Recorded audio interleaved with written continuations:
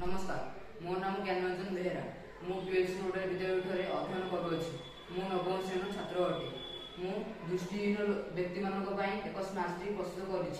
दृष्टिहीन लोक मान जीवन में अनेक आह्वान सम्मुखीन होगा पड़े से सेगुड़ी मध्य गोटे हूँ रास्तार सुरक्षित भाव में चलबचल करवा से समस्या आखि आगे रखी मु एक स्मार्ट स्टिक प्रस्तुत करी जहाँ से रही अल्ट्रासोनिक सेंसर साहाय्य सामने प्रतिबंधक गुड़ी को स्कान कर दृष्टिहीन व्यक्ति मानू रास्तार चलबचल कर साहाय्य कर।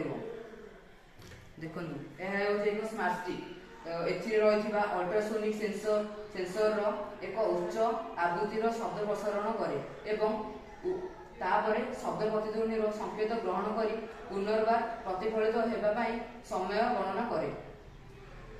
रही रिसीवर प्रतिध्वनि होता शब्द संकेत ग्रहण करे तापर दूरता माप पर आर्डिनो एक बजर साहाय्य दृष्टिहीन व्यक्ति को साइरन बजाई अलर्ट कर दिए।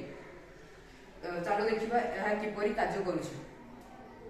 देखंतु यापर एक वस्तु आसला ये एक साइरन प्रदान करी दृष्टिहीन लोक मानू अलर्ट करि थाए।